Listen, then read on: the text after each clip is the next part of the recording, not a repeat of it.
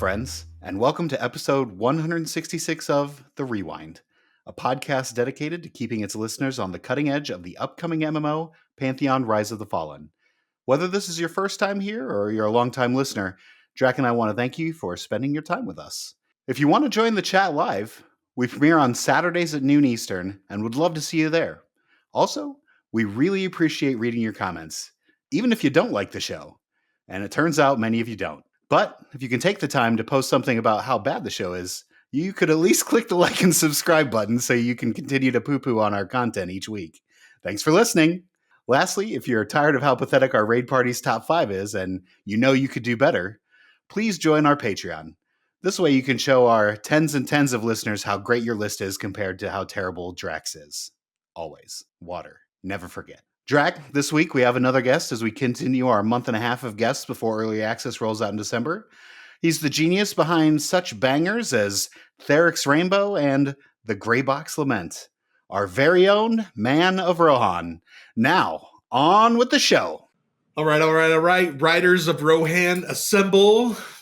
I see. For the Rohirrim! The lit towers, the beacons are lit. The beacons are lit. Rohan will answer. Is it Rohan or Rohan? Have I been saying it wrong the whole time?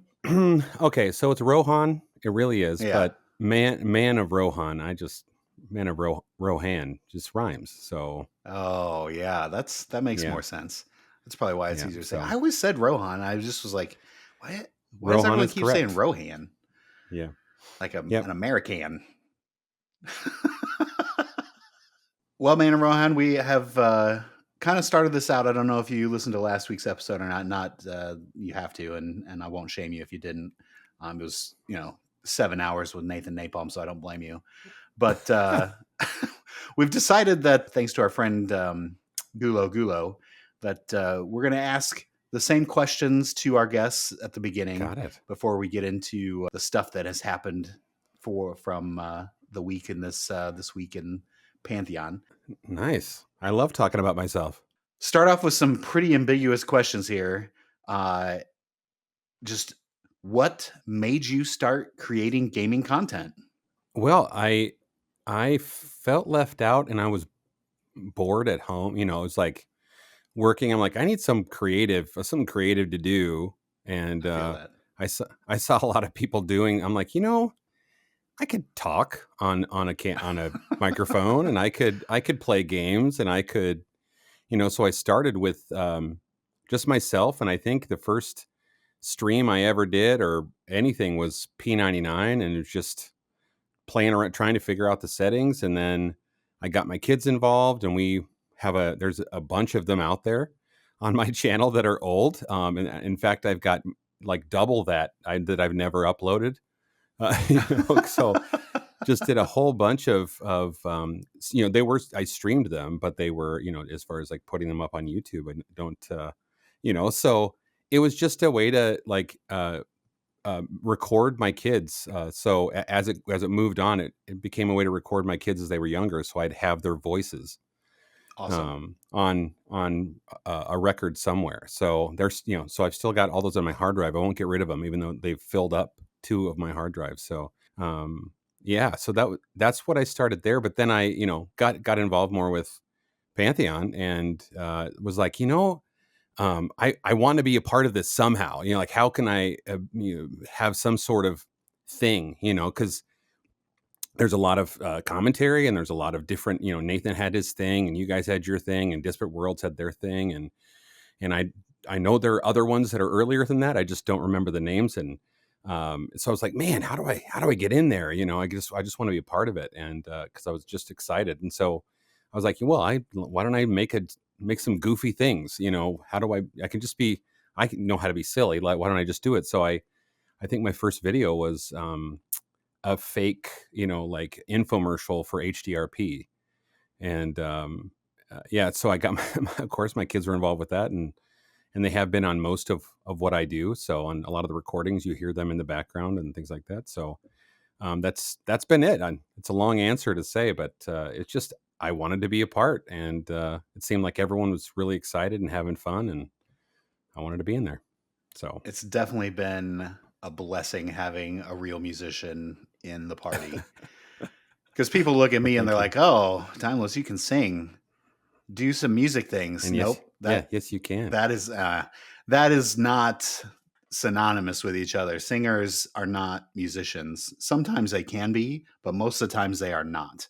And I am one of those ones that is not. So being able to rely on you has been quite the blessing. So I truly appreciate you. our collabs and being able to put that stuff together. It's been Yeah. truly great. The sea shanty was awesome, and doing all that stuff. There's Rainbow, of course. Here comes Savanya. We just cranked out banger after banger. So Yeah, they've all been really fun. Yeah. So, and they've taken a We lot of got time. enough to do a CD. no, we don't. We definitely do not. No, we don't. I looked back and like I have woefully created woefully too few songs, for different reasons, but mostly for time, Yeah. But it's just like It does take a long time. it's just like, man, I wanted to do like one a month. That was my idea, to have one a month for a while. And I started on the path. I started a bunch of things, but yeah, whatever. Time passes. Time passes. Game and excitement level changes based on whatever. And so it's like, man, I don't know. Maybe I'm one. Maybe this is why I never succeeded in the music industry, because I didn't just keep at it even when I hated doing it. And that's kind of Isn't that? that's I kind just of gave that exact same advice to a friend of mine that is trying to become an author. She just, when you're first starting out and you're doing it yourself and you're self-promoting and all that stuff, like, of course you're going to doubt Mhm. yourself, right? Like, no one knows who you are. No one knows that your book is even out there, or your music, or whatever Yeah. the case may be. Is you literally just have to keep going. Like, you can't look back Yeah, and say, I've only had 30 books sold, or I've only had 100 Mhm. clicks on my song on YouTube, or whatever. You just have to keep going until someone finds you. That's what we're hoping for. We're hoping someone sees our podcast and is also in love with Pantheon and Yeah. then pays us a bunch of money to do this, so Draq doesn't have to do a real job anymore. He can just watch Joppa stream for his job. Wouldn't that be great, Draq? Yeah, that'd Yeah. be fantastic, but there's going to have to be a lot of people to support Mrs. Draq and the lifestyle that she wants. She to can get a support job. Just kidding, Mrs. Draq. All right. Great answer. Another one, and this can be literally anything. This can be in your life, in general, whatever, however you want to interpret this question. What, in your opinion, is the greatest moment in gaming? Oh my. I know. Yeah, so personally, I've got a couple answers. Yeah, and go for I them. heard We'll I did take them hear all. some of that. I heard Nathan. He had a couple answers too. So one of them is the first time I discovered an RPG in digital form was when I played Phantasy Star for the Sega Master System. And I rented it back when you could rent games. I rented it. I brought it home. And the first time I played it, I'm like, what the heck? What is this? Like, I died immediately so many times because, that game is brutal if you've ever played it. So you barely get out of the town, and I didn't know how to do anything. I'm like, how do I talk to people? What am I even supposed to do? And then I had a friend who bought it, and he said, yeah, I have this game and let's play it together. So he showed me a couple of things, and it finally dawned on me what you were supposed to do. And then I just loved it. It was just a literal game changer. When it came to just the idea of games was just so, to me, like it was all Monopoly, and it was all, and The worst board game ever.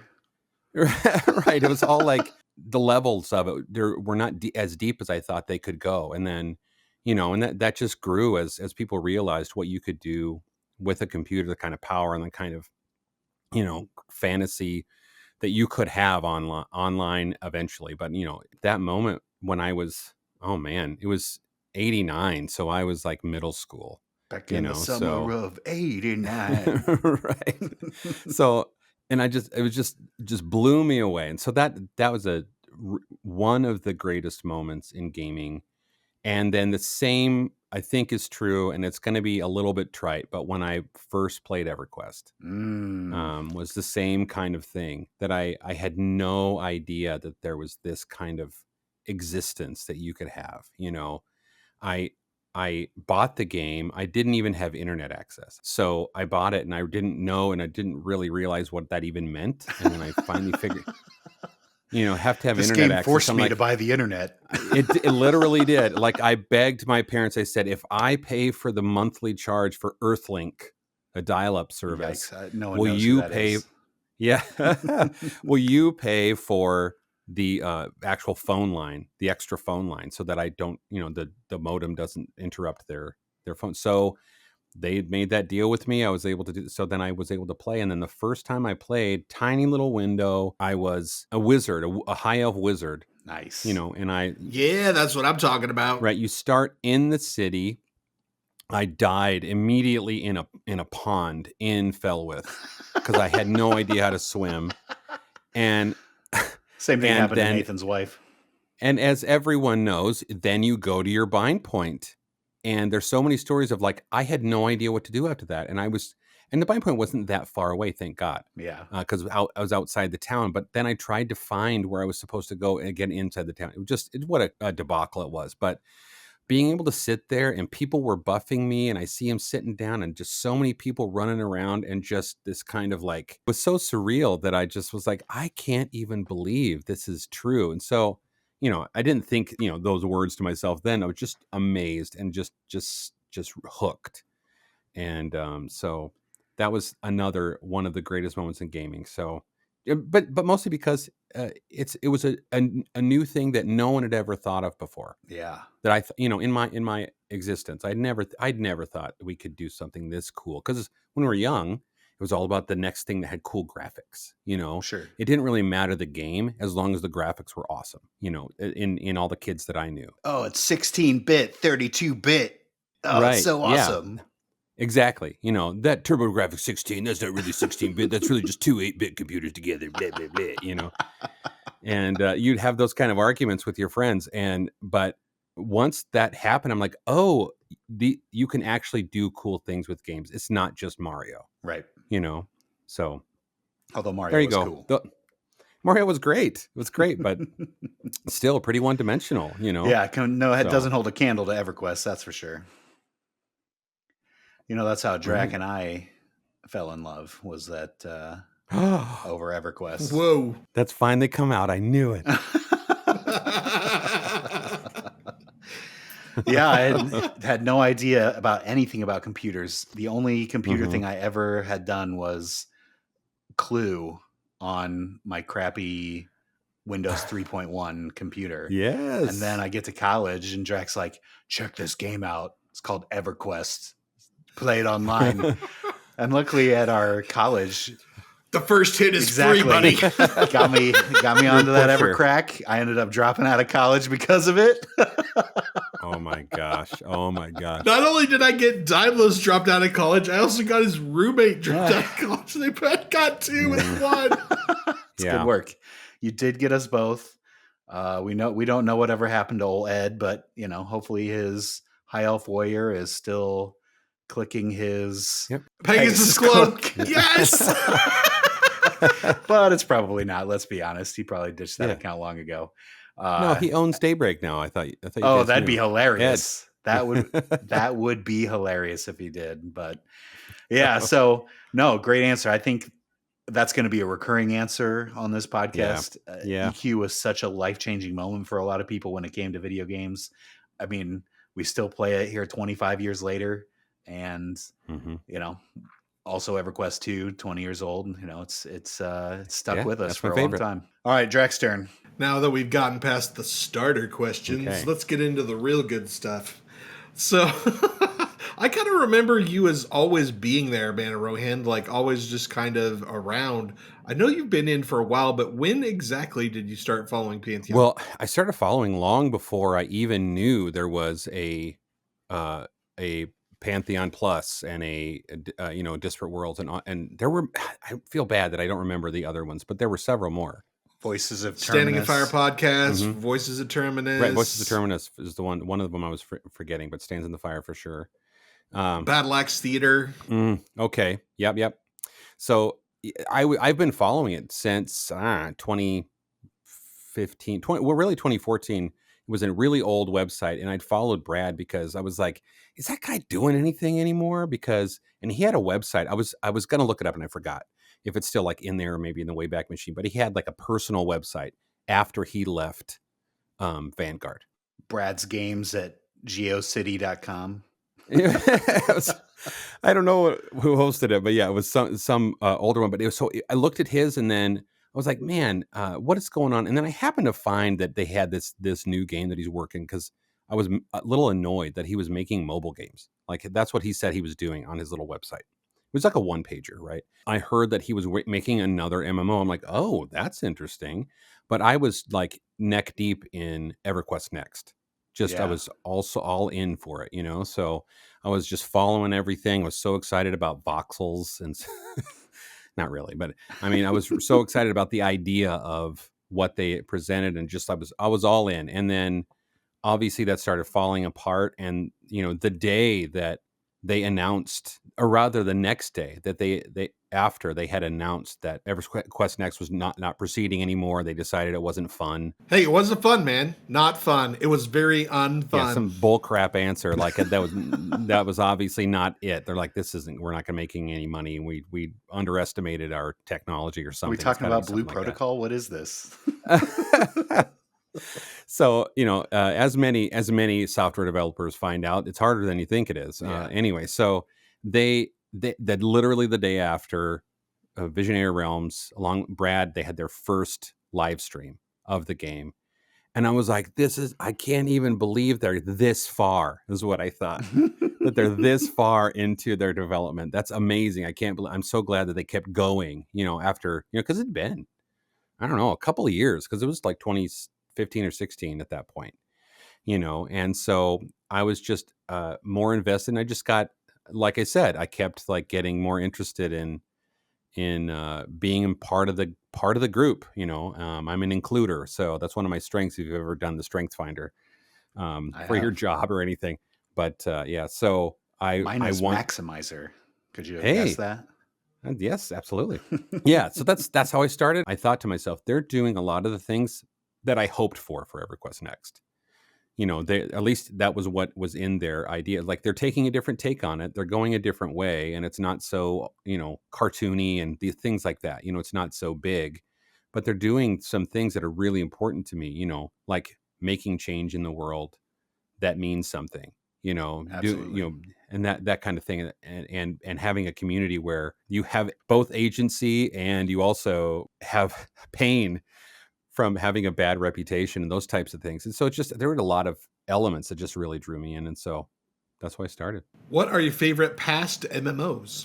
EQ2 is my favorite, which isn't past. It's just I don't play it regularly.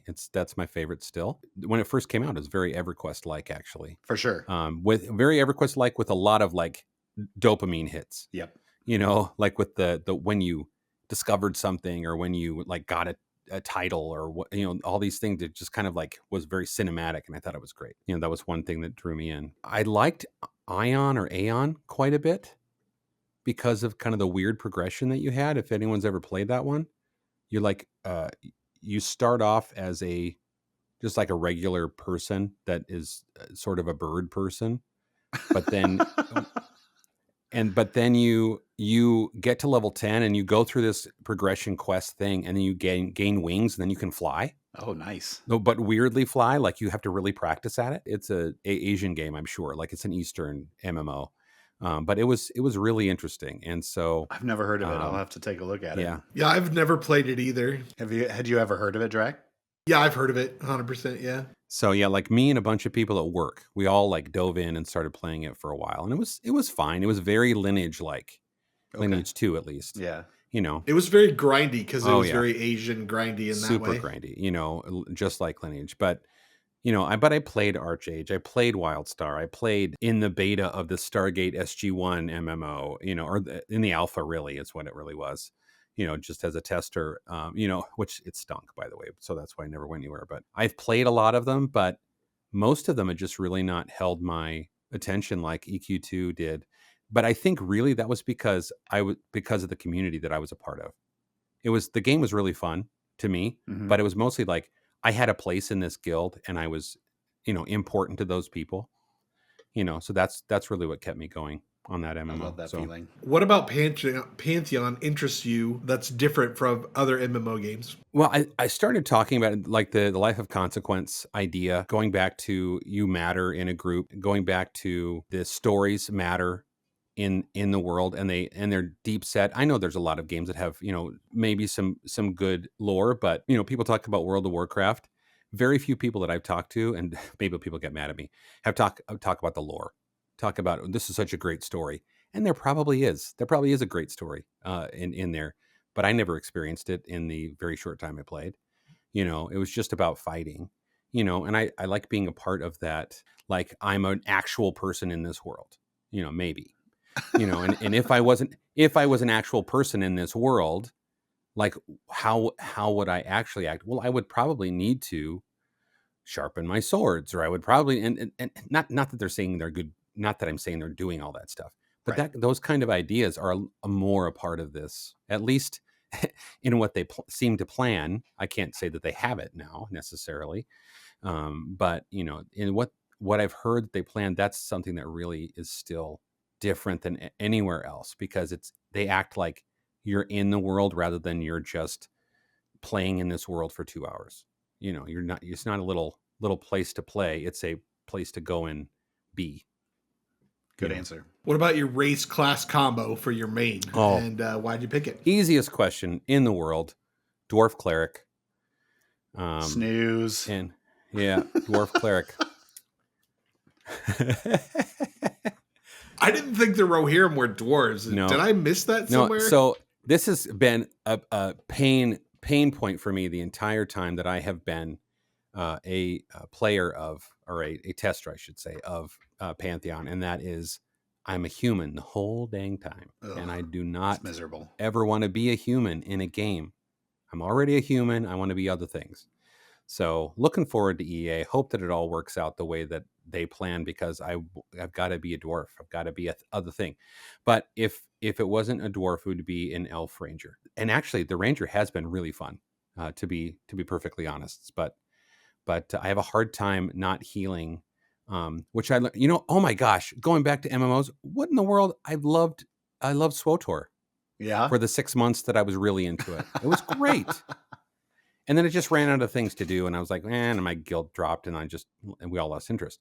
But that's where I discovered that my calling was to be a healer in a game. There was something that was more interesting to me. I had to be more, I don't know. I was more important to the group. Yeah, people get mad at you more often, but there's people really count on you, and I liked that. Everybody's got a favorite MMORPG story. It's what we live for. What's Man of Rohan's best MMORPG or worst MMORPG moment? Oh my. There are a lot of them. So let's go with worst. EQ2 in a guild. I was I was a conjurer, one of the top conjurers, at least. There are 2 or 3 of us. And I worked at a job where I would play, I would only work the weekend. So I worked 1 to 11. And I had nothing to do. I would take my computer to work. Nice. And I would play EQ all weekend. And so I was there kind of in the middle of the day on a Friday. And the guild leader, she's like, hey, let's go into, and it was Kingdom of Sky. I can't remember the name of the dungeon right now. It wasn't the scale one, Scaleborn. So I can't remember. Anyway, so we go in. It's weird. Like there were a lot of weird. It's like names. 3 levels. Yeah, it was like 3 levels deep. But you went in, and there was a ring event in the deepest part of it, and there was a halberd or something that warriors could use, or she was a berserker. Or the berserkers could use, and this was right before. That they changed kind of the looting rules, the loot abilities anyway, capabilities. And we went through the whole thing, and without thinking, I hit take or greed or whatever I hit to take her halberd that we had spent, I don't know, 4 hours getting through this, because it was hard back then. Yeah. And we spent 4 hours at least getting through that. And she's like, the whole reason that I invited you, or that we did this today, was just to get this thing the whole time. So I was just like not paying attention, and I stole her thing. And so as kind of penance, and I felt so bad, I wrote a story about how this Karen conjurer grew up poor, grew up in the hovel, and made his way to finally steal this, and what I forget I forget it because it's way so long ago. But I felt so bad that I wrote a story, a little short story about our characters and how I finally paid her back or something, and just, I don't know. But then I did the whole thing, and then she's like, "Oh yeah, I got that one yesterday, and I got a better one.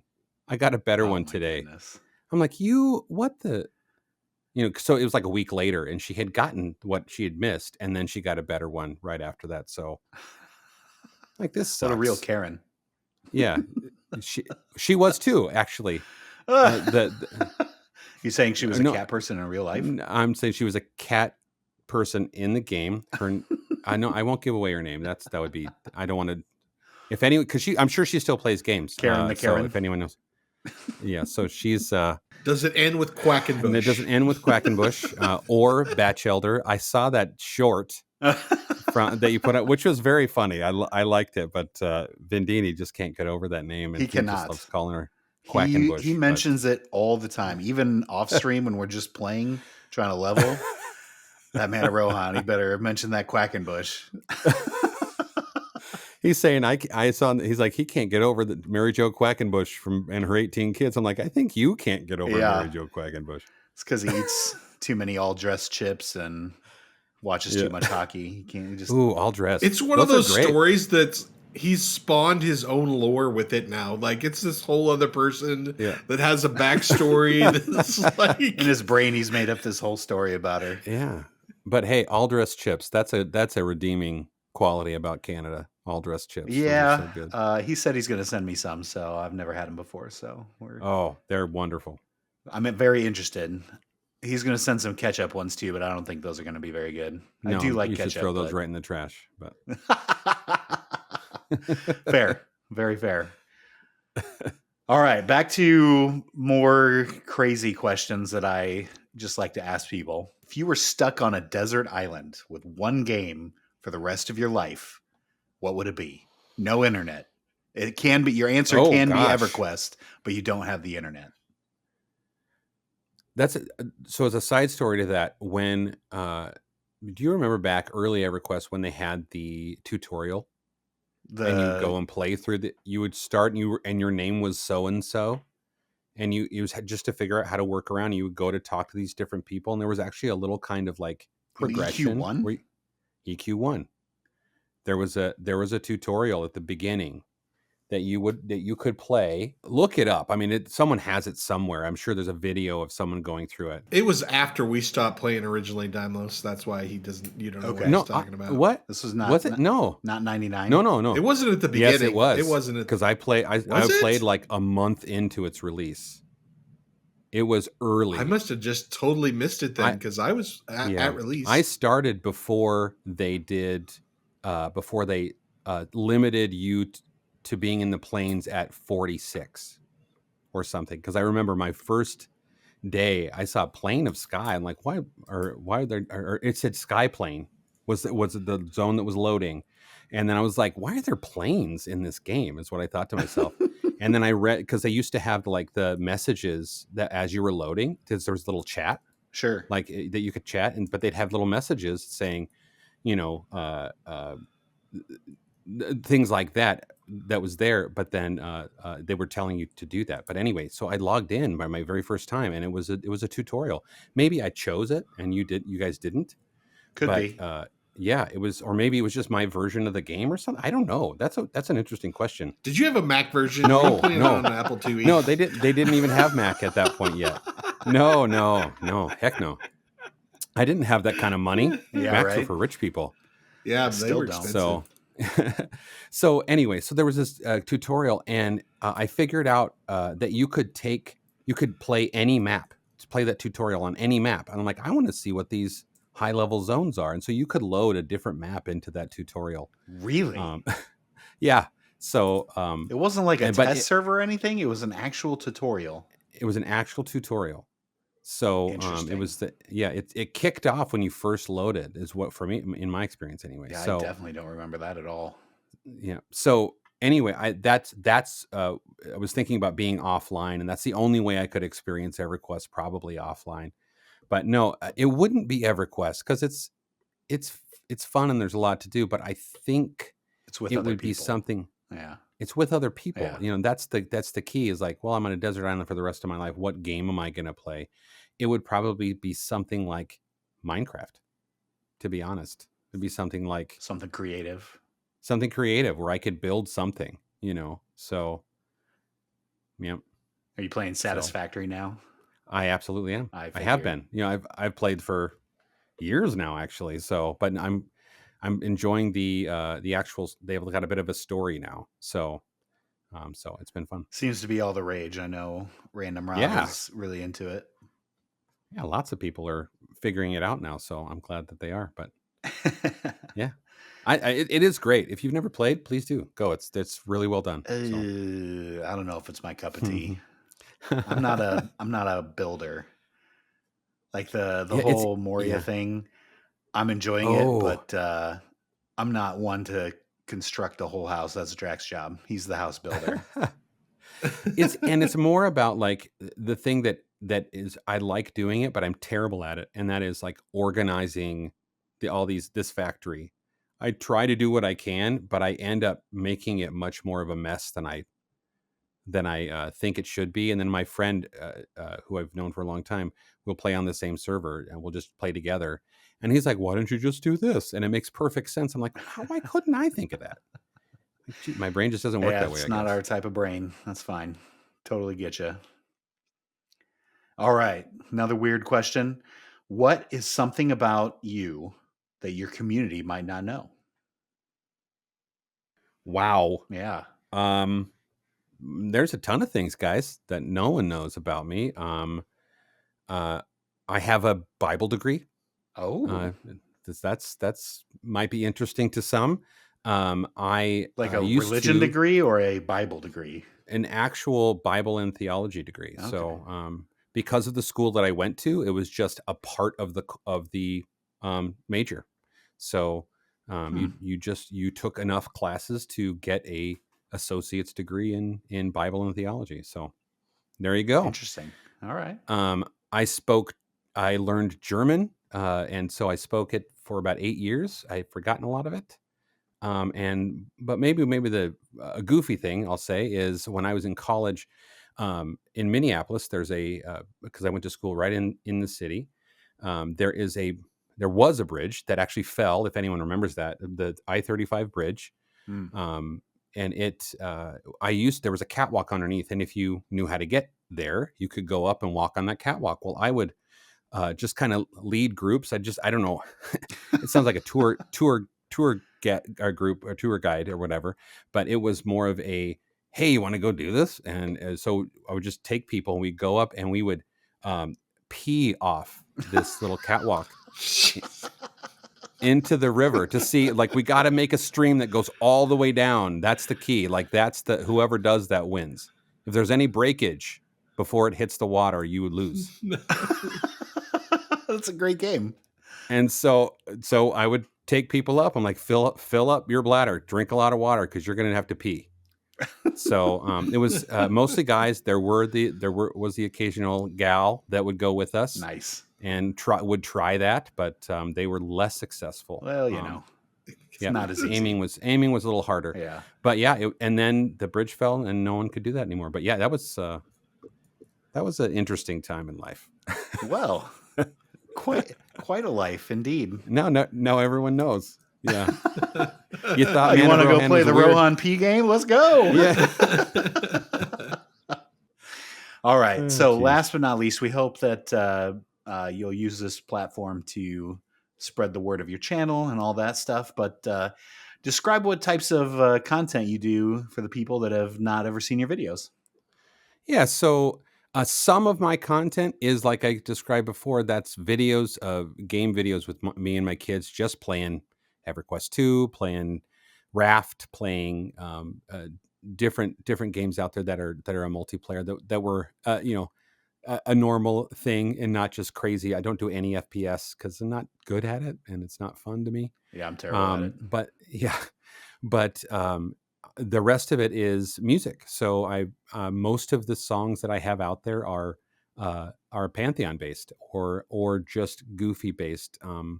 If I have a song called Blitzen out there. If you I love that Christmas song. time, Great Christmas. If you want to come song. listen to it, it's just kind of a little bit of an irreverent song about a disgruntled reindeer. And so if you go, please do all the things, leave a comment, whatever. But I don't promote it as much as I used to, but it's not for lack of wanting to. I definitely want to keep creating music, and I'm hoping that the inspiration bug hits me as EA comes and I can really join in there. But yeah, the perspiration bug is hard to come by sometimes when I have so many other things to do. My kids are 17. I've been working. During the summer, I worked about, I don't know, a normal day is 12 to 14 hours for this summer. So the whole summer. So it's been an absolutely nutty time. So as soon as that gets a little bit better, if it gets better, then you'll be an empty nester soon enough and all the time in the world. Yeah. Hey, I'll have tons of time. I can play pickleball and make music videos. That's what I'll do. Perfect. Well, speaking of your music, we're about to listen to a bumper by you. Let's hear it now, Draq. Hey, Joppa, you get me so excited about classes and abilities. When you say you're someone, I'll come and friends for me. Hey, Joppa, I hoped your words were pure gold. My broken heart is my fault, so now I carry around an extra shaker of salt. Hey, Joppa.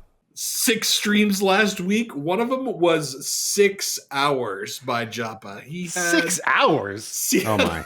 He had a lot. I cut these things off about the 2 hour mark. How are they going to hit EA if he does 6 hour streams? I don't. That's how he's going to do it, is by streaming 6 hours. I guess.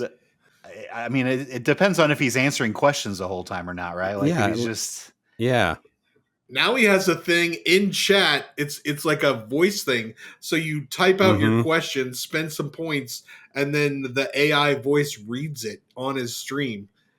Yeah. So. And the first half is all EQ guessers. So it's like, come on, let's get things done. The 6 hour stream didn't have any EQ guesser either. Oh, was that the one? I cut out. I had stuff to do that day, so I didn't stick around for the whole thing. Yeah, and like I do remember that. I even said in the chat that like half the crew that was in the chat just left after he said no EQ guesser. Yeah, yikes. He was on it this week. It was a lot. He's got a lot to do. He's got to be feeling the burn. We're 2.5 months from EA releasing. This is it. We are in dire crunch time. I mean, it really just depends on like when in December they're going to launch EA. So that's also it'll be the 31st. I'll be playing Pantheon in the new year for the first time in EA. Yep, 11:59. Yep, exactly right. See. We did it. Hey, I'm totally fine. I say push it to the end. Give yourself as much time as possible. But we didn't even have I said last time in December. They took all of December off last year, so I just find it hard to believe that they would wait that long. Like, I assume it's going to be earlier December, mid-December when they roll that out. No, they're death marching this year. Chris Rowan is making him death march, I'm sure. Good. All right. Well, whatever you got to do. Hope you enjoyed your last Christmas, because you don't get one this time. Well, we do have quite a bit of information. We start out with a little necromancer information. Joppa's going to change your bone chips drops. So if you don't know, when you make a necromancer in Pantheon Rise of the Fallen, you get an initial 20 bone chips, Nice. which of course led to people creating hundreds of level 1 necromancers and trading the bone chips to other people, so then they didn't actually have to go kill skeletons. Get it out of the way now. You cheaters. Yeah. You ruined it for everyone. You ruined it. This is exactly why I fear dropping all this content and then letting the dogs out to the world, right? We are not testing any of this cheating stuff. If you think that there's not going to be wipes in EA, there's going to be 3 More wipes right off the bat. Yeah, there's going I to be can more. feel it in my bones. Like there's going to be some exploited bug and they're just going to have to say, sorry, everybody, start over. And we're all going to have to start over because 3 or 4 people ruin the economy on one of the servers. This is exactly what's going to happen. And why I felt, why I said last episode, why I would love a couple months, just a couple months. Let's drop, if all this stuff dropped right now and we tested it for the next 2.5 months and rolled the tested material out in December, beautiful. And we had all that stuff and people came in and there weren't all these crazy bugs like bone chips and their no drop rate. Devs can't be responsible for thinking of all this stuff that players are going to do, right? Like there needs to be some sort of window where we're testing all this stuff, and a week, 2 weeks is not enough. That's just not enough time to break the game, right? So it'd be awesome if it was now, but we're going to roll this out for everyone to see. We're going to air the dirty laundry and we're going to have wipes. Be ready, people. I'm calling it. There's going to be wipes, and they're going to be quick and right away when people find all these exploits. Well, and being fair, that you called it. That's what testing time is for, to figure out why this doesn't work, what you did this first time. And so there's 100,000 more of those things that are going to happen in all of those zones. So oh yeah. So just get ready to be wiped.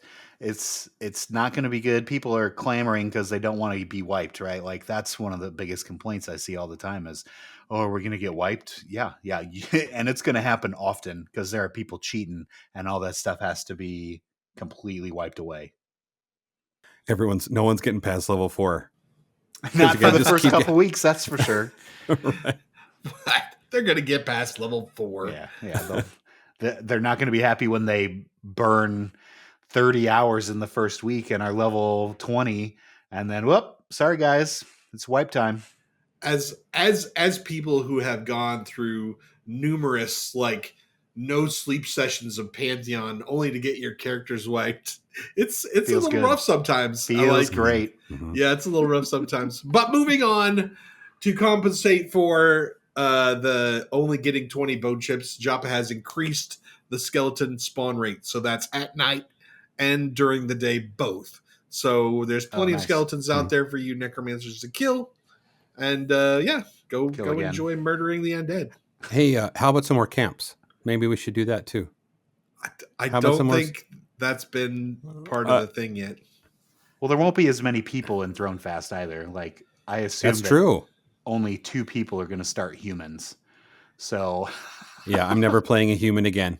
Joppa has been still tweaking, discussing, just figuring out mob difficulty and XP modifiers, because the problem is they got this brand new dungeon Hell Nairs and not enough people are going inside because everybody's at Fort and Manor.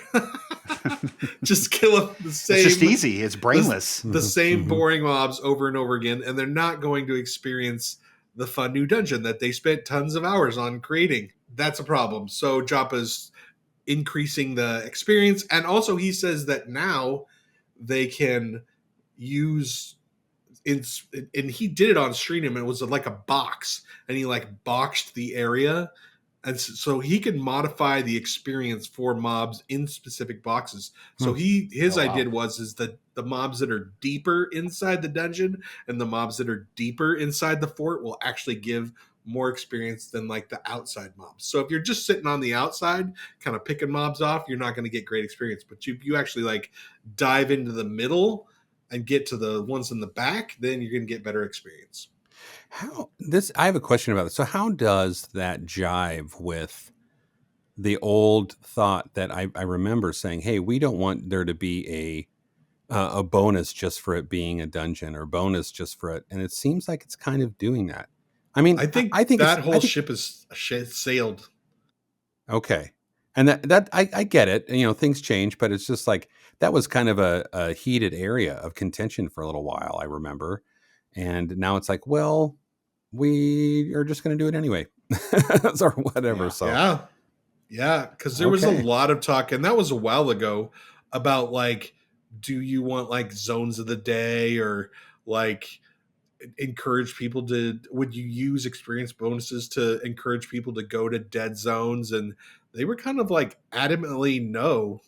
But now it seems like they're definitely at least willing to adjust XP to get people to go to dungeons, because it's way more dangerous.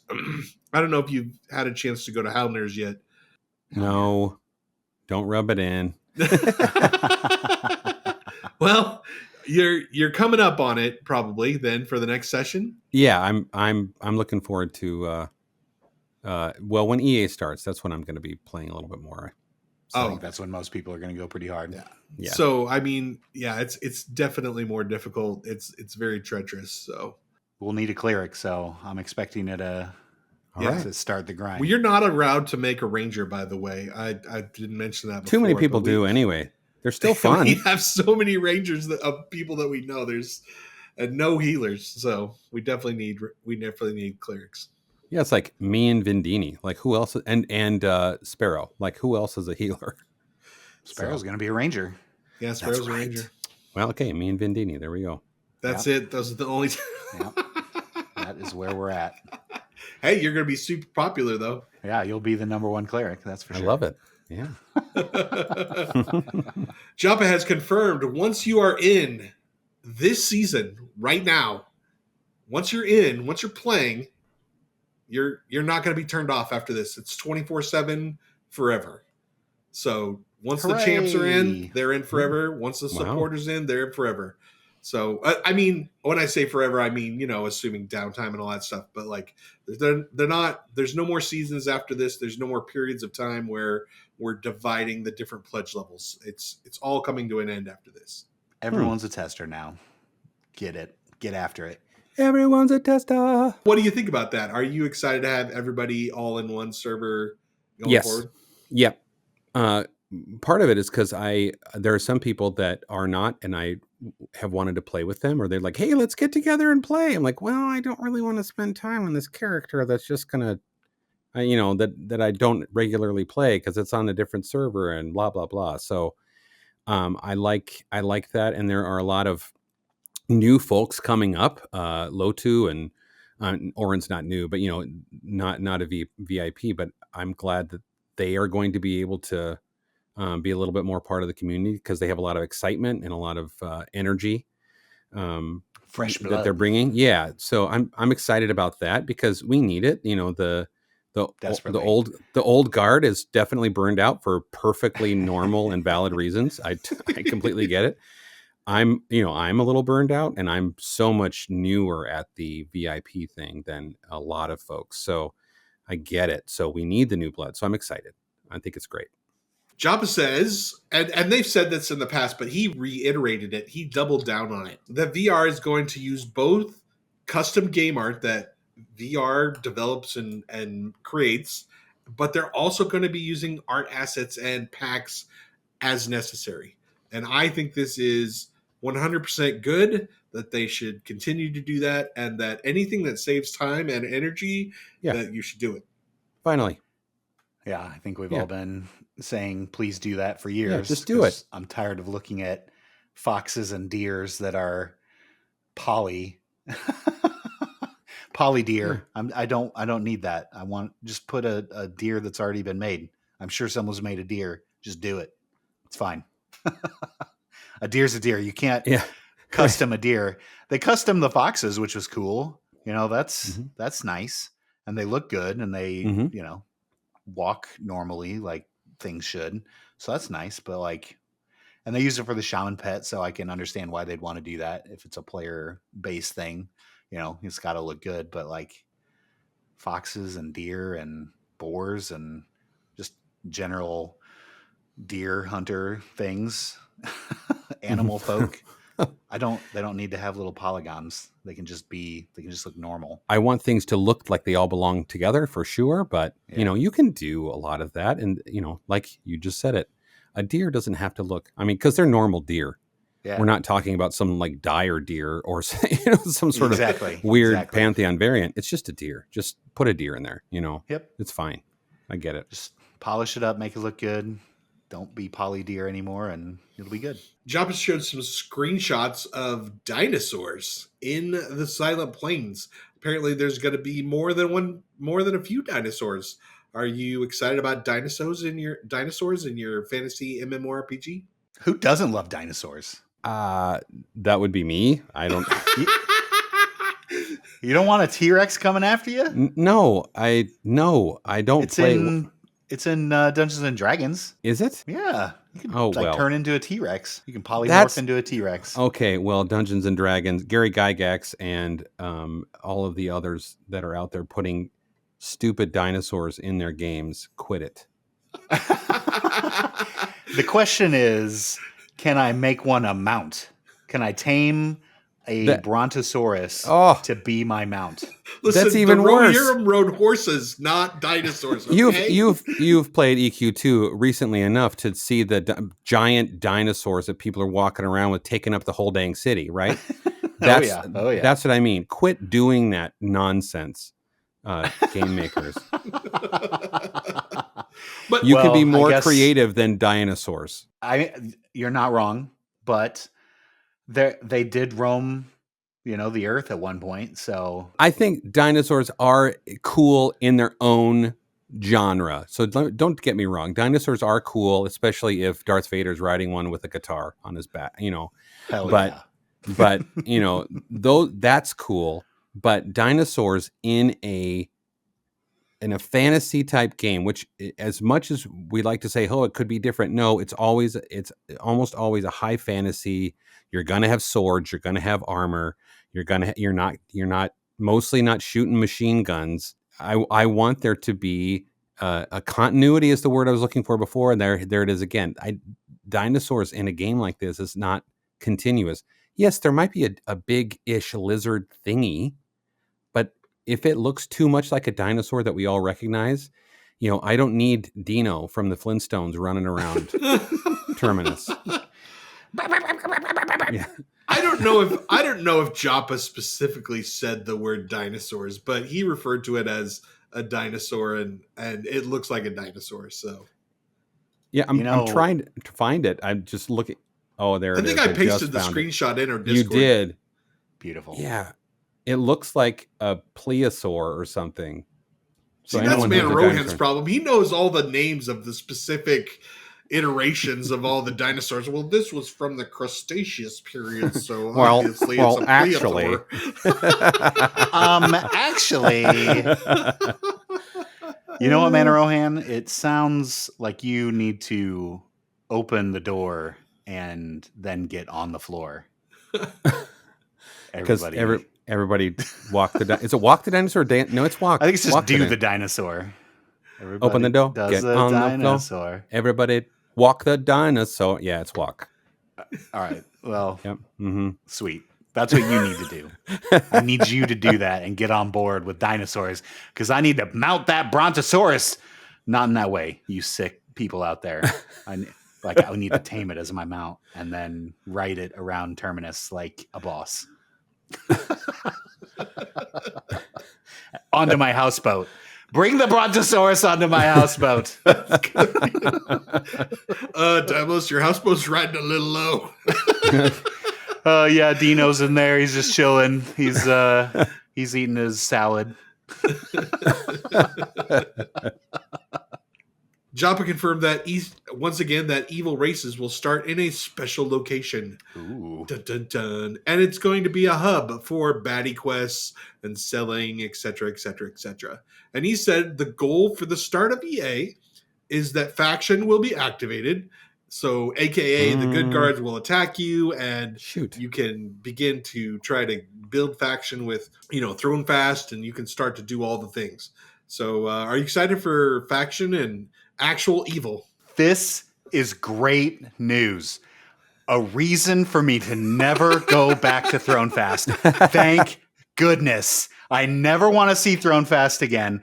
And if guards are keeping me out, wonderful. I will never gain faction with Throne Fast. I will start a war with Throne Fast as soon as I possibly can. And my Darkmere Paladin is just gonna crumble that castle to the ground. Dymlos starts killing bandits and gains faction with Throne Fast. And he's all, sorry, I'm out. Can't kill these guys anymore. Sorry. I am a wrathful paladin. I don't care what Nathan says. He can be a good Darkmere Paladin. I am not. I'm full of wrath. So now I'm a liar because or not really a liar, but I told my son, who wants to be a halfling dire lord, that hey, the faction is fine. We're going to be fine. So at EA we could play together. It won't be a big deal. And now I've become a liar because we won't be able to easily play together. Well, he's going to be across the world. If you're going to be a dwarf, you're going to have to run to. Well, but not now, right? That'll be way in the future. Give us another decade and I'll be on a different continent. Oh, I forgot to ask you what shade of blue you were going to be. That's really exciting. You get to be different shades of blue. I don't know what the options are, but it's going to be a soothing blue because I'm a cleric. I'm good. Blue. I'm a good guy. Well, the big kicker, the big enchilada, Joppa on his 6-hour stream, and then another 3-hour stream the next day, showed off tons of art, lots of new art. We got weapons for orcs. We got shields. He showed off the races. He showed them off like some of the models. He showed them in the character creator. He even showed the new human in game, all kinds of stuff, different types of armor. He showed the ogre armor. He's elementals are coming soon. He also showed a bunch of class VFX. For those of you who don't know, that's like spell animations. So he showed a ton of wizard spell animations, which are really cool. And then he also showed a couple of animations for each other class. So that, if the link's down below, but that is the VFX stream. So if you want to go and check all that out, you got to kind of wade through it's a long one. You got to kind of wade through it, but that's all in there. Yeah, that's super awesome. I saw some of those spell effects. They look great. Saw the elementals. Those look really cool. Those are coming along very nicely. They're little trails that they leave along the way. That's all the polish that we need to show people what this game can do. Yeah, I caught for the first time, I caught live the second stream, or the shorter one, where he was showing more of the VFX, and it's more than just the spell. He had like air wisps going through, kind of spinning through, kind of Wind Waker style, and some fireflies and just different other effects. But I expressed that I was a little disappointed with the cleric ones. So they were pretty bland compared to the wizard ones. I'm like, man, those are pretty cool. Like they're the cleric ones were not nearly as, I don't know what to say. They were just kind of, I like the theme of them, but they were just boring. So I'm looking forward to he admitted, and he said, yeah, we have more work to do on that. So I was happy to hear that. But if you get a chance to go look at the wizard ones, they are pretty badass. So yeah. And honestly, this gives me the most hope out of anything that they've said, out of anything that they've done. Seeing this type of stuff begin to get in the game. And Joppa said that all this stuff that he's been showing is going to make it in the next patch, right? All this stuff, the races should be in the next patch. The VFX should be in the next patch. All this, he had death animations, that should be in the next patch. All this stuff is going to be in the next patch, and we're going to be able to play with it. And I think this is just going to revolutionize the game, because it's really going to start to feel like an MMO when you just even put a little bit of this stuff in the game. It really did feel like that when he was doing some of the time. Like, it's amazing how much how much of a difference these little tiny things can make in your feel of the game. So I'm looking forward to see him in the next patch. I asked him to make it this next week, but he didn't answer. You don't have that kind of clout, Man of Rohan? You don't just snap your fingers and Joppa doesn't do what you want? No, he's like, who is this? Manofren. I don't know who this is. Manofren.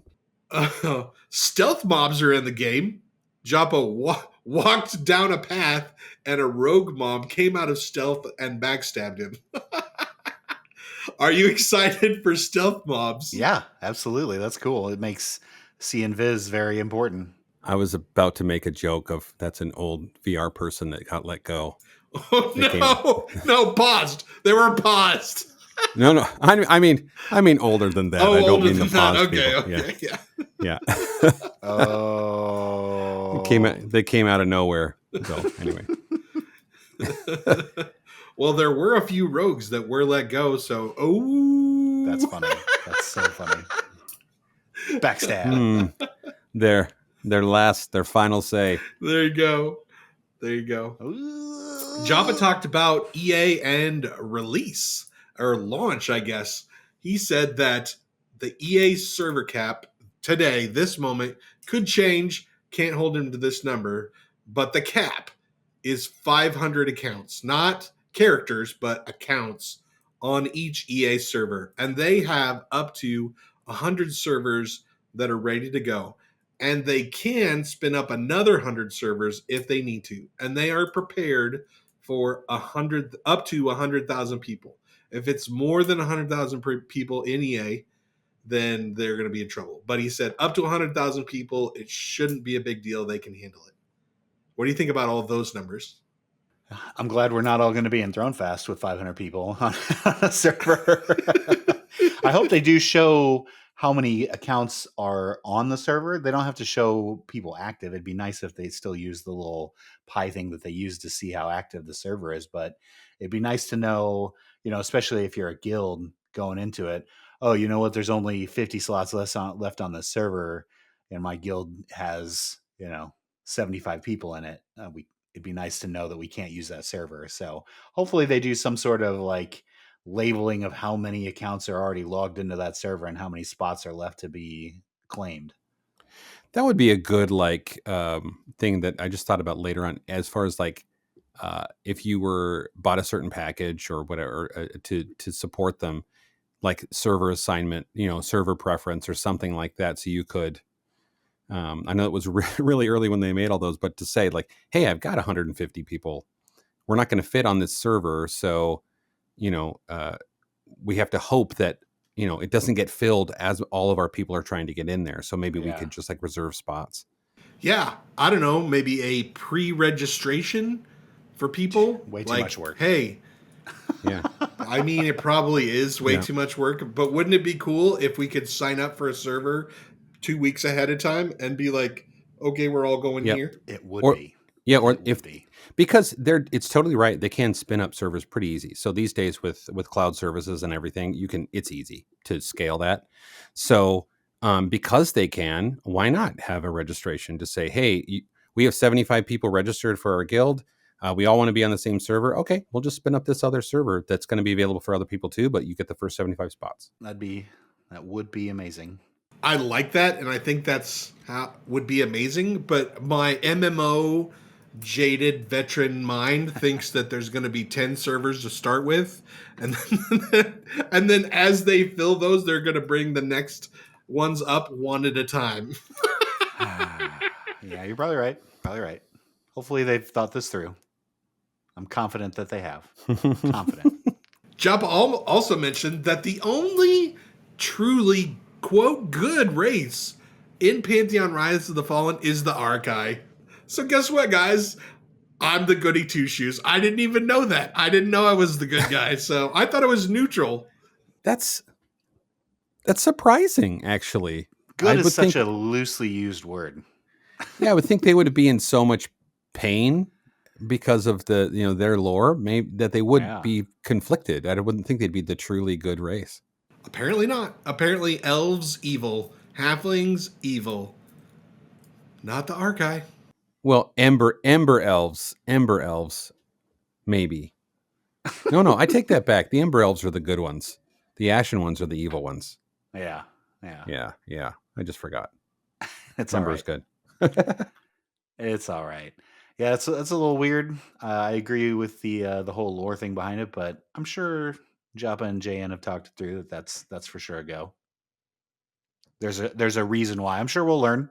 We got to go explore and find out the lore behind why they're so good. But sounds like we're never gonna meet up, Draq. We're not going to be able to group with each other because we're going to be on opposite spectrums of the good evil matrix.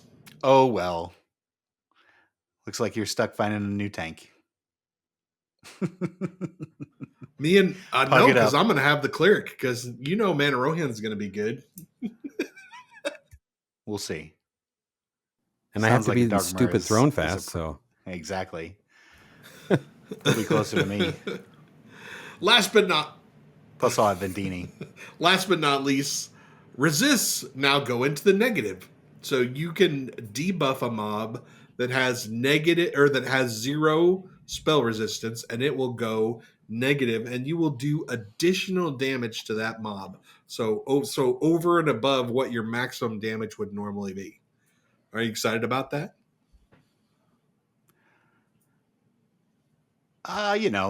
Yeah, sure, I guess. It's good to know that our effects will affect things that even don't have resistances to it, so you can make it, that's just a feature, right? Sort of thing where if you bring along an enchanter, they can be useful all the time, not just against like things that are highly resistant that you have to have an enchanter for. They can still come along and make you hit a deer harder or something like that doesn't have any resistance. So nope, it's a good thing. Totally good.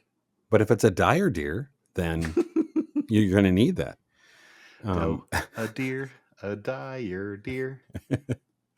Well, so I see it looks like it's 100, right? So they can go to negative 100. So it must just be a percentage. You have 1% more damage up to 100% more damage. Yeah, I don't know that they've got the numbers dialed in, but yeah, that's kind of the thought process, I think. Okay, which makes sense. But I've come from so many games where I never do anything that is an extra, like a debuff or any sort of thing like that, because it never seems as useful as just damage. So I like that if this actually matters, I like that it's there, because then it's like, then I actually have to make a choice. I can actually use these other ones that mean something than just saying, well, might as just burn them down, so I like it. Definitely going to make bards and enchanters very desirable. I have a completely different take than you guys, and it's just me and the way that the little Draq mind works. Why would I ever want to debuff something that was strong in an area when I could debuff something that was weak in an area? If I can take things into the negative. So, for instance, if I have a mob and he's highly armor resistant, like he has lots of armor, why would I, if I have a balanced group and I have both a wizard and let's just say a rogue in the group, why would I even mess with the armor when what I could do is I could just debuff the magic resistance, take him into the negative, and let the wizard blow him up? Or if we have a highly magically resistant mob, why wouldn't I just debuff the armor into the negative and let the rogue blow him up?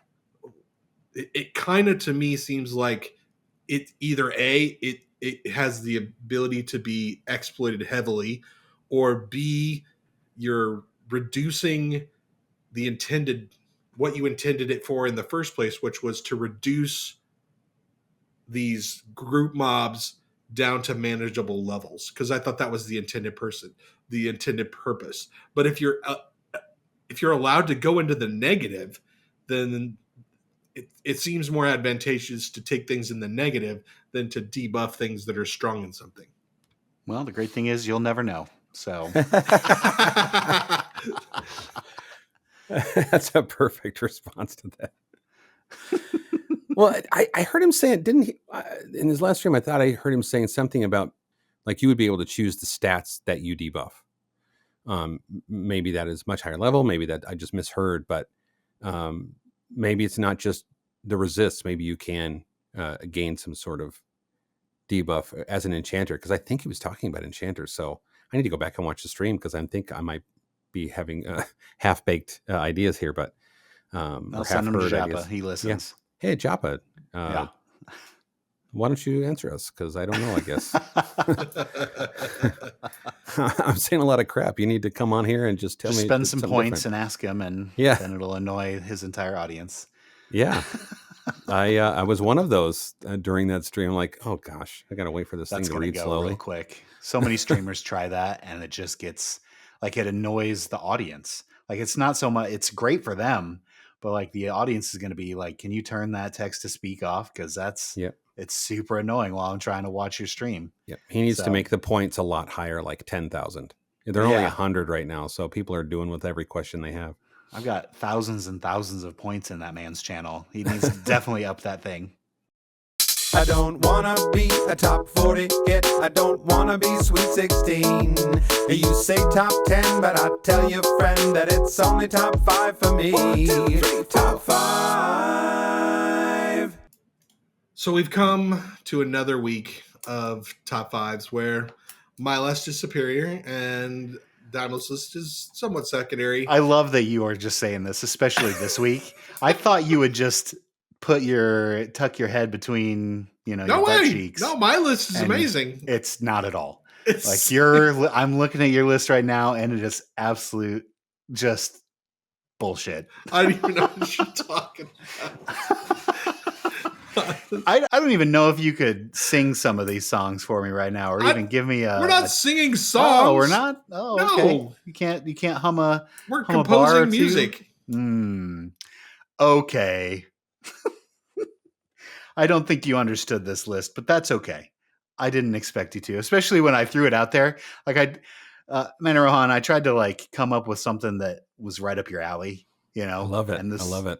Yeah, I thought this was a good one. And instantly, as soon as I threw it out to the raid team, Draq was like, I don't know anybody. I don't know any composers. I don't know what I'm going to do. I was like, go to Google. I definitely had to Google some things. I'm not going to lie. I don't know all these composers either. Like, I'm going to stumble over these names. I don't know them by name. I just know what music they wrote and, what I like. So it's totally fine. It's totally fine. We're gonna stumble over a lot of these Asian names, and it's gonna be great. It's gonna be fantastic. So, Man of Rohan, the way we do this is we go in order. Myself, Dymlos, then you, and we go 5, 5, 5, 4, 4, 4, all the way down to 1. Got it. All right, here we go. Number 5. Of course, it's Phil. Phil is one of the greatest composers of the 20th century. You Phil better hope he's listening to this I don't podcast. even know what his last name is, but he's famous. He's an icon in the Pantheon community. So he's Pantheon famous. Phil is Pantheon famous. I don't want to be a nudge, but it's actually Vincent who writes the music. Oh, already your list is the worst. Your list is the worst. All right. I'm changing it right now.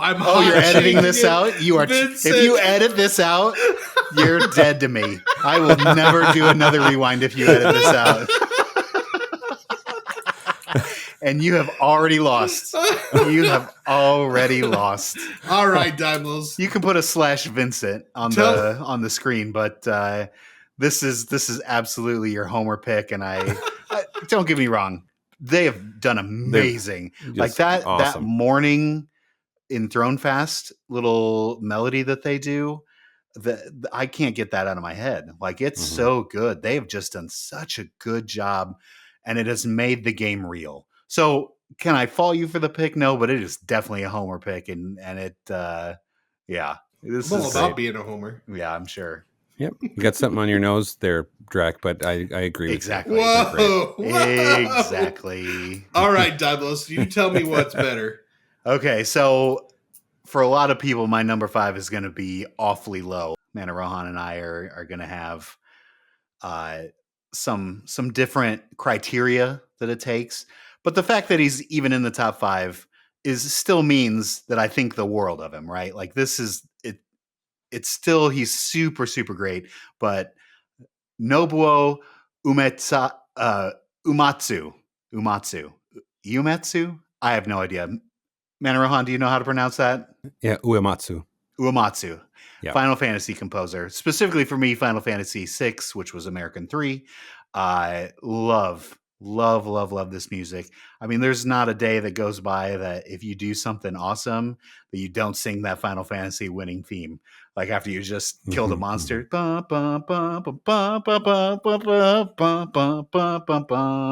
It's awesome. He has created some of the most iconic music in video games, and to leave him off any top 5 of all-time greatest video game composers would just be a travesty. So number 5, Nobuo. Man of Rohan. Right. My 5 is, I had to look up his name as well, so don't worry about it, Draq. We all had to do it. But Shinichi Sakamoto, he wrote the music for Wonder Boy 3. And you know what? I just dawned on me that might not be a dude. I think that it is. Shinichi sounds like a male name. It does, but I'm not You might Japanese. be right, though. Yeah. Oh no. So okay, if there's anyone listening who knows, I'm sorry that I've just either. Well, it doesn't matter. They wrote Wonder Boy 3 and the music for it, and if you've never played, it is an awesome soundtrack for I have not played this. That's very sad. Yeah, Wonder Boy 1 trash. Wonder Boy 2 in Monsterland. This is a whole weird story because the whole Japanese American import thing, just like Final Fantasy had. But in Monster World was good as well as you started to get more adventure. But 3 was literally one of the best games ever made. So, and it's not very long, but it's one of the best games ever made. So go in there, and I dare you to play it once and not have those tunes running through your head for weeks. So anyway, it's a great game, great music. Is this person also a artist? Like, did he do manga? I don't know. I just looked up the name. I didn't look any further. So this is how deep I went into. I just know I love the music. So yeah, absolutely.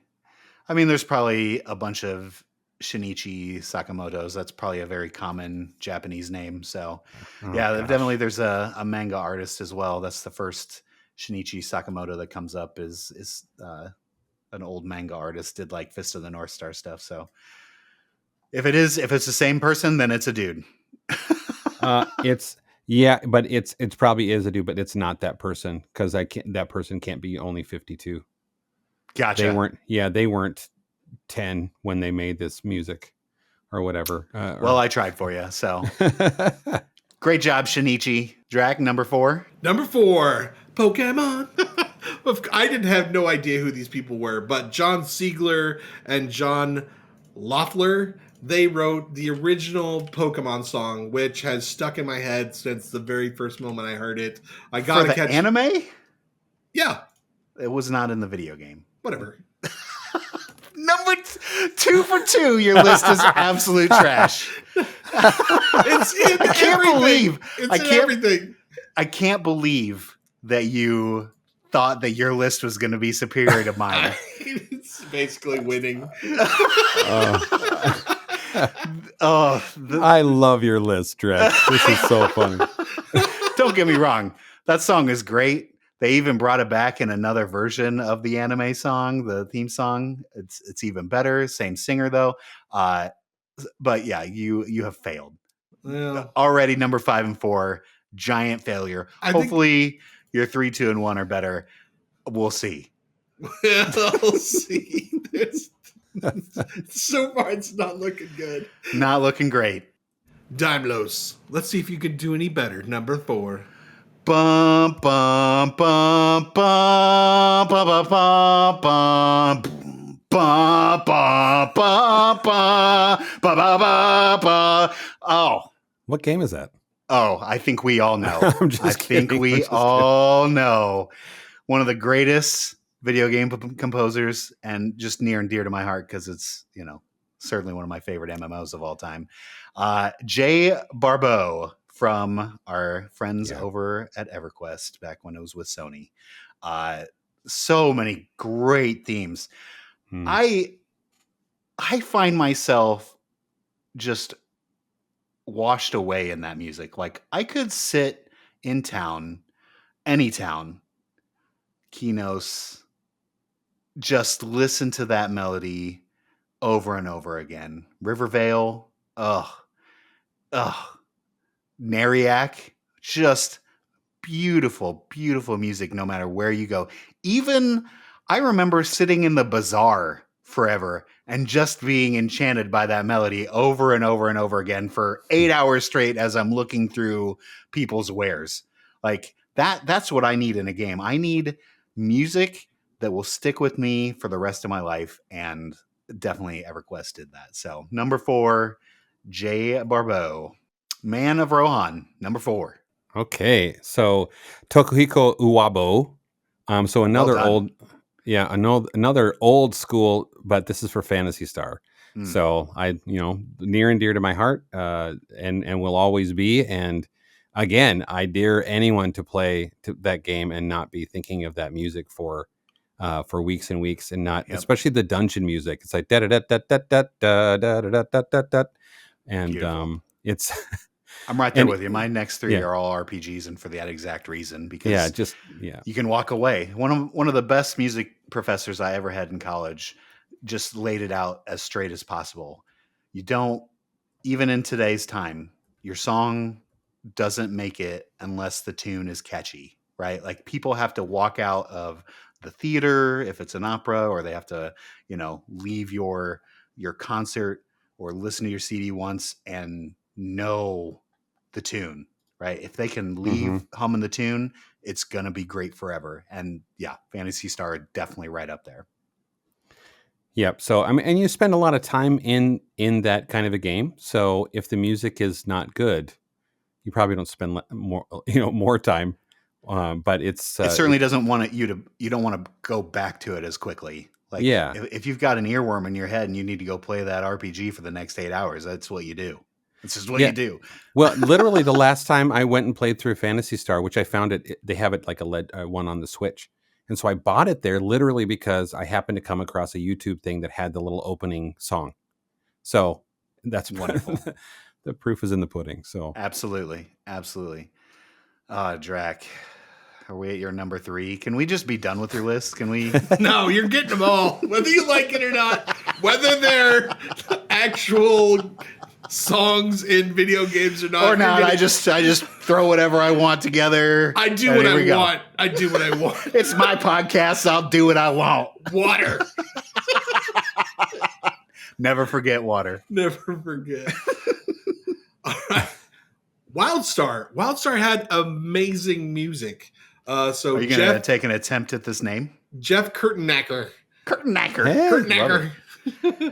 WildStar had amazing music. You played WildStar for the music and you played it for the housing. Those were the two things. It was very marchy. It was futuristic. It was really, really well done. And one of the reasons that like WildStar just endeared itself to me. So I know Dymlos wasn't a big WildStar player, but Man of Rohan, you can back me up on this, right? WildStar music good? From what I remember, I hate to say it, but I was mostly like, how do I fire these things? And then it was all of about a month that I played it.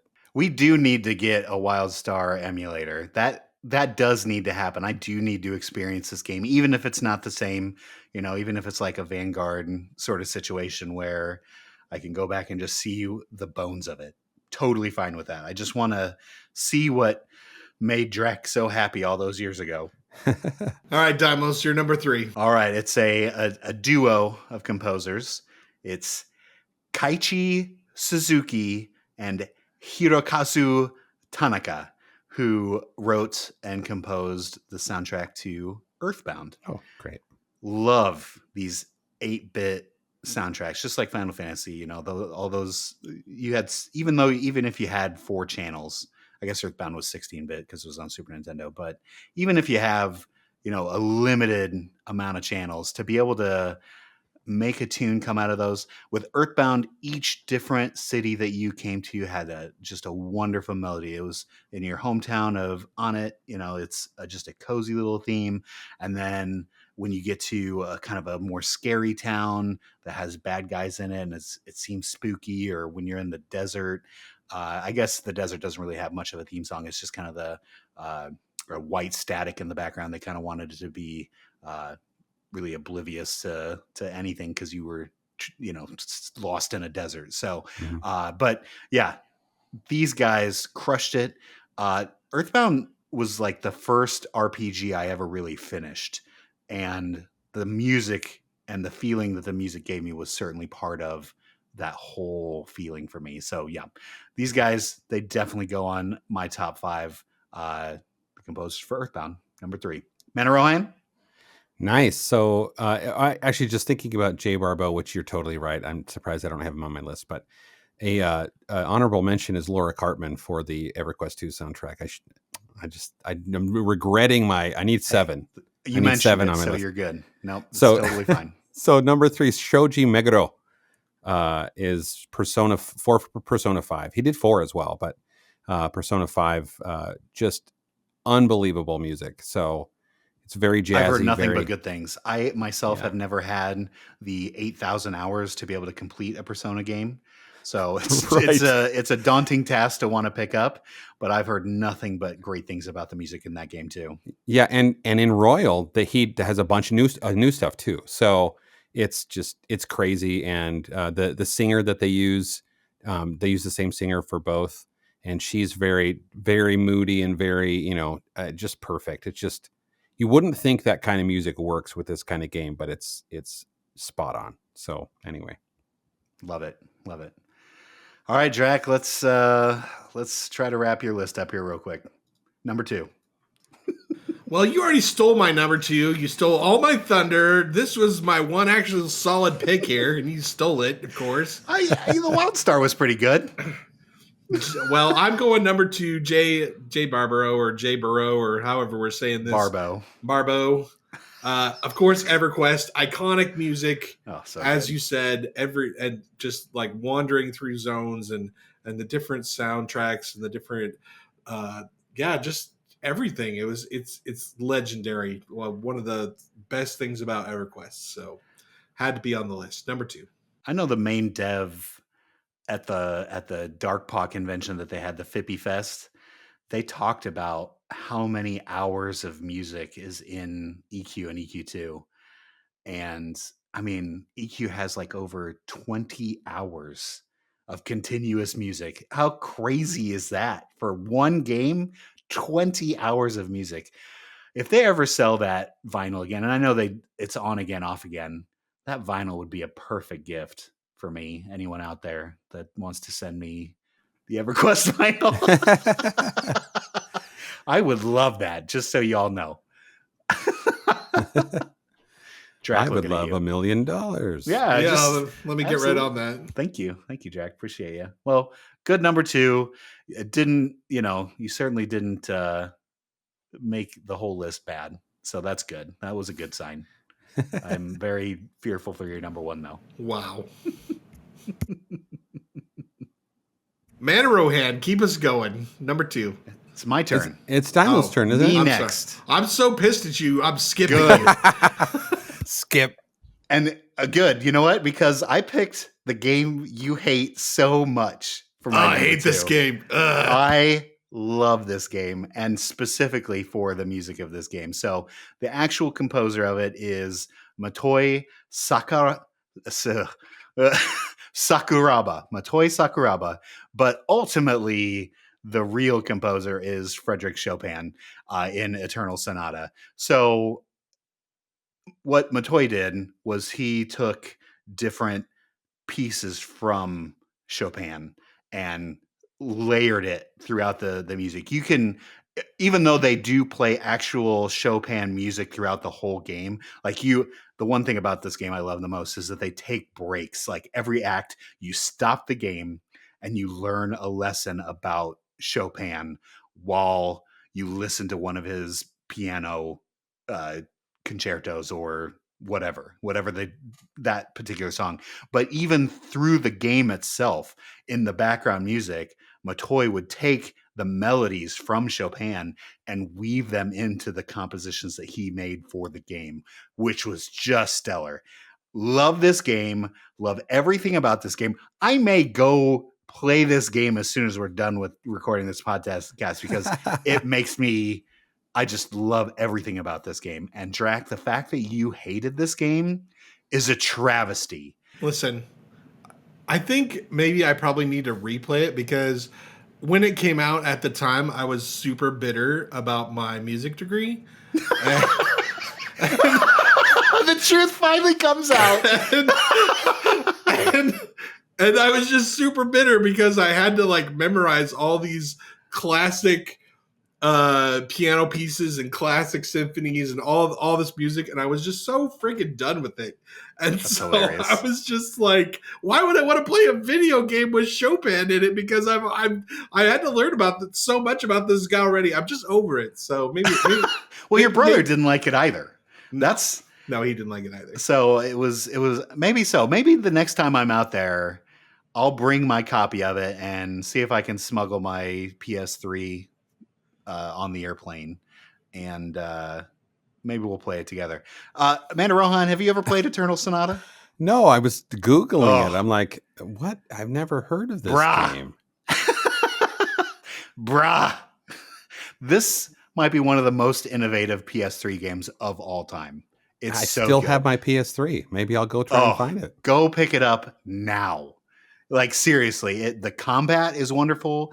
There's like little mini games throughout the thing, right? And one of them is you collect score pieces along the way, and you find different players, musicians along your travels, and you do like little duets with them. And so like some guy you just meet on the side of the road is playing the flute and he's got a melody, and then you come together with your little sheet music and you try to create the best harmony. And if you make a really great harmony with them based on these like 16 to 20 different score sheets that you can collect, then you get prizes, and there are like different levels. So it's not just there's only one answer. It's whatever you feel, and you can just test along the way and hear what these melodies are together. I'm going on about this game. Oh my gosh. You need to play this game. That and the combat is great, and the characters are great. You actually play as Frederick Chopin. He's one of the characters that you fight as, and his weapon is a conductor's baton. It's phenomenal. You're actually in his dream. Like it's wonderful. It's his fever dream as he's dying, of all things. And you go into his brain and see kind of his trippy fever dream that he's living. It's awesome. It is so awesome. Go get it right now. Nice. Okay. Yeah.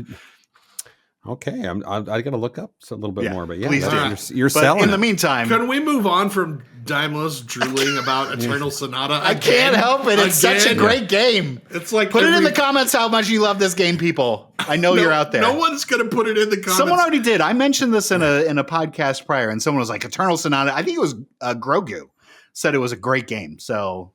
Boom. That's why me and Grogu. I think that was besties. in your fever dream.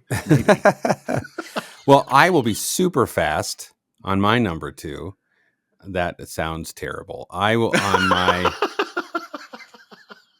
Don't forget to wipe. Yeah. So, not to connect those two because this person is masterful, and you already mentioned Nobuo Uematsu, Final Fantasy, mostly for 6 and for 7. Again.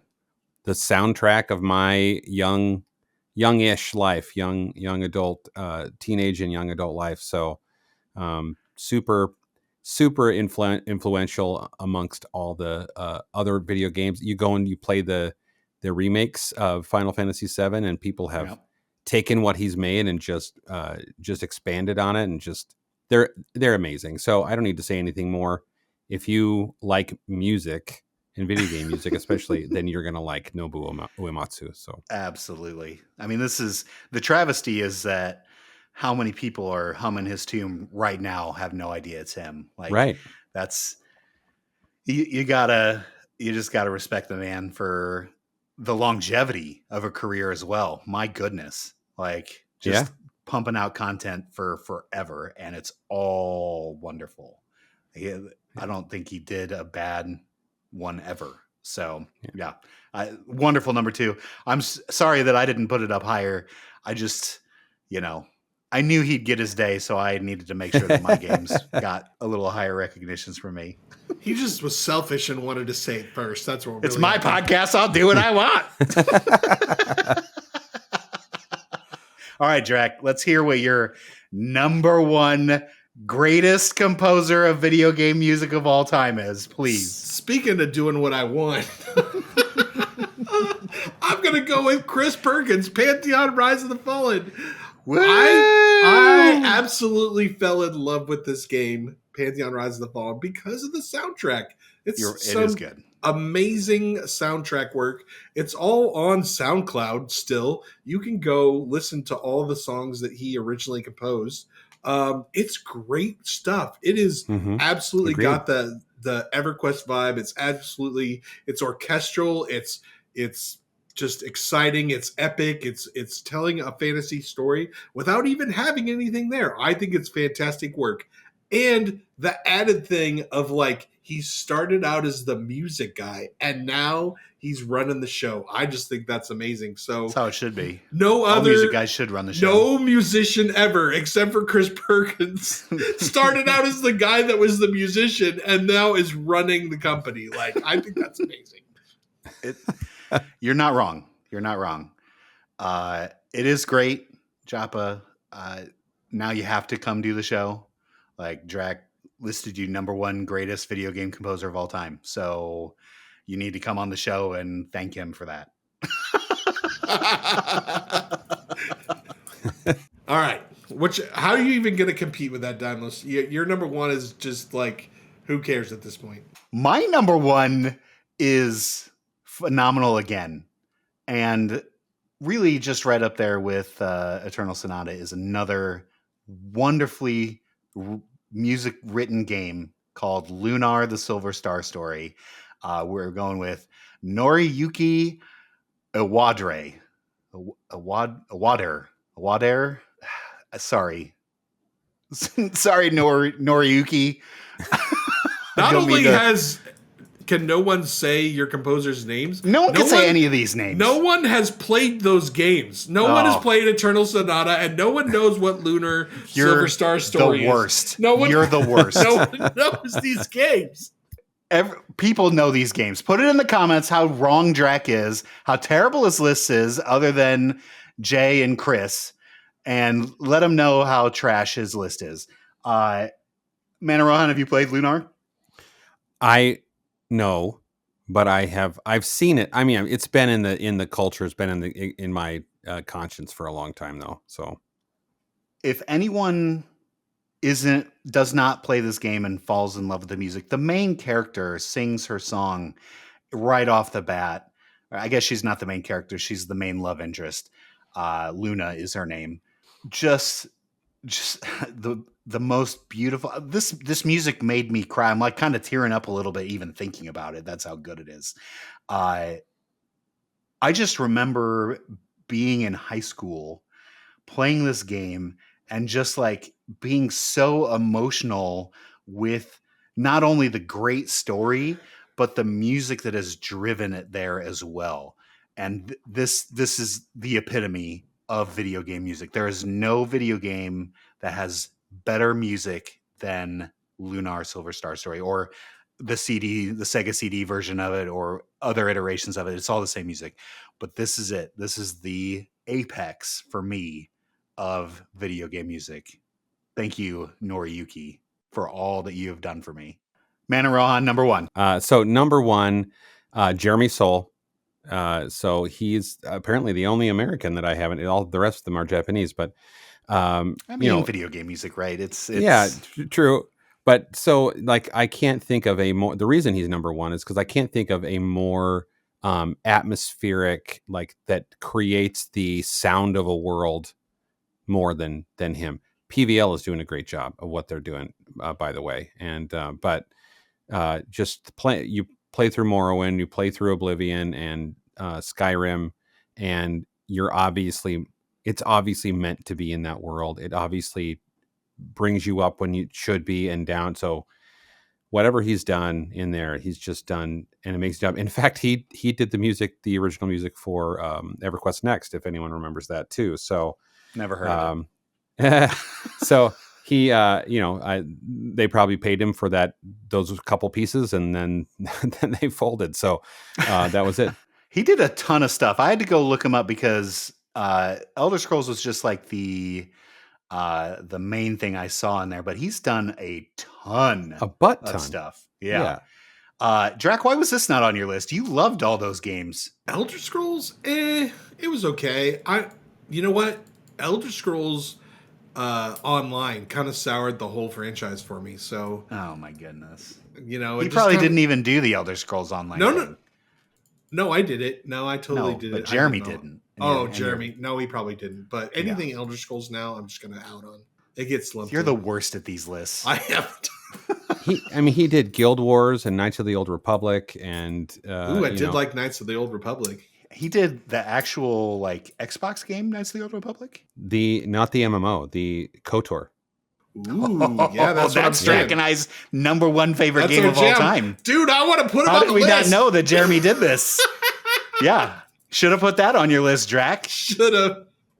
Yeah, so it's funny. I looked up his name to make sure that I knew some of the things about him, and there was some like controversy, but I'm like, well, I'll skip over that and just go to the things that were good about him. And forget Elder Scrolls. Don't put that on there. Put KOTOR. Yeah. Oh, dude, I'm changing it right now.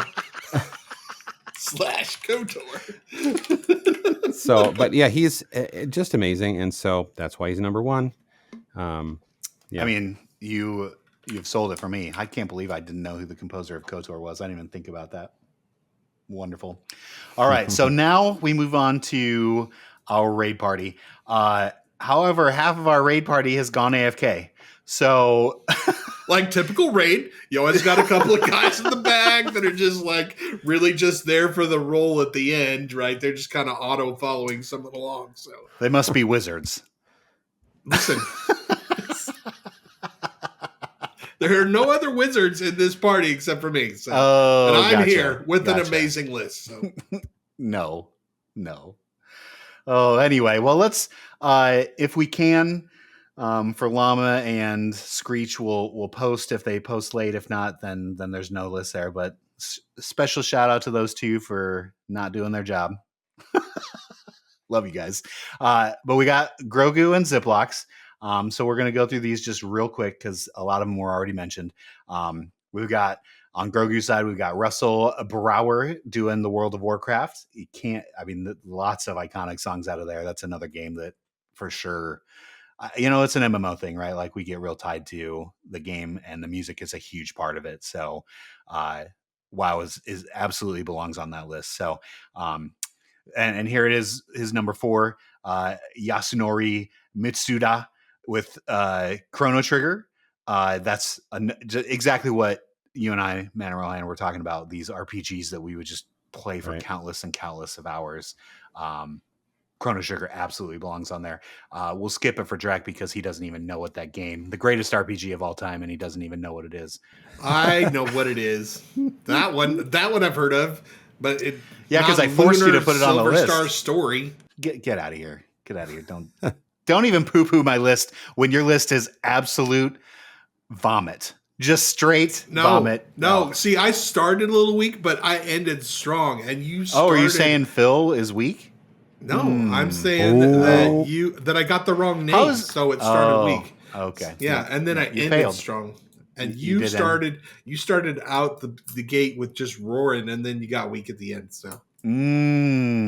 Yeah, that's for people that are uncultured like you. Anyway, number 3, David Weiss for Donkey Kong Country. Talk about melodies that stay in your head forever. Donkey Kong Country lives in many people's headspace rent-free for the last 2 decades, especially Donkey Kong Country. That game, I guess, it's probably been 3 decades now. So I didn't play a huge amount of Donkey Kong Country, but I still remember how iconic that music is. You know, it made, obviously was in Smash Brothers, and it kept coming back. So, you know, we all have that. And then your boy, Man of Rohan, Shoji, Yes, sir. from the Persona line. Yeah, buddy. And then number one, we've hit that too. Nobuo, Final Fantasy, just the number one stud, really, of all time. Yeah. And moving on to Zips, he put it as number 5, just like me. So he clearly has ties to other songs here that are above Final Fantasy, which is fine. Like I said, even being in the top 5 should be an honor, right? Like, I feel like this is Grogu's best list. I mean, certainly compared to last week's list, this is knock out of the park list, Grogu. Well, he had pepperoni for all. He did have the pepperoni. I was just about to mention that he did knock out the top 5 pepperonis of all time. Oh, that's true. Yeah. So Grogu's always been great with the list. So yeah, thank you for your contribution for that, Grogu. Really appreciate you. Yeah. So on to Ziplocs. Number 5, Final Fantasy, great. Number 4, Mick Gordon for Doom Eternal. I haven't played any other Doom other than the original one that came out, so I don't know if they use that same music or not, but certainly that resonates. And, you know, being a very popular first-person shooter, you know, music has to be a part of that too, at least I would think. Not my cup of tea. Now, Zip, you're number 3. You're number 3 here. We got a little problem here. I know that I told you to go Google it if you didn't know who the composer was, but you didn't go far enough, because there was a composer that wrote something called The New World, and his name was Anton Dvorak. And so he wrote a composition of 9 symphonies, and number 9 being the most famous of the 9 symphonies. But this is not who you're looking for. He wrote The New World, not the video game New World, which was Eduard Brenneisen.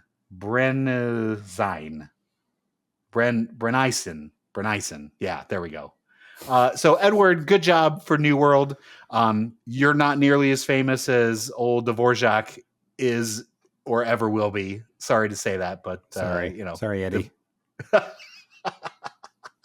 It's hard to compete with Dvorak, but Dvorak's really great too. So like that's just kind of like you just pulled a Draq there, you know, where you. Are we sure this wasn't your roommate? Is Ed?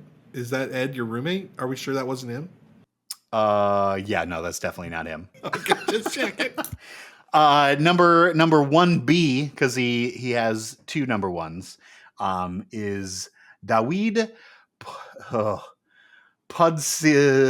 Pudziandlo for Cyberpunk Phantom Liberty, which is, I found out, is the ending song to that particular video game. Have you ever played Cyberpunk? Either of you? Do you know this song? No, never played it. No? I watched Nathan play it. Does that count? Almost. No, not at all. No? Okay.